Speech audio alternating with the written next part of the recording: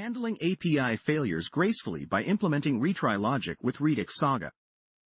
First up, import call, put, and delay from Redux-Saga effects. Define a generator function that takes an action. Set a maximum number of retry attempts. Initialize the attempts counter. Use a while loop to control the number of retry attempts. Wrap the API call within a try block to handle potential errors. Try to fetch the data using the call effect. On success, dispatch a success action with the fetched data. Exit the loop if the request succeeds. Catch any errors that occur during the fetch.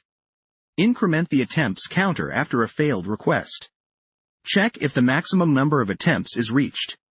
Dispatch a failure action if the max attempts are exceeded.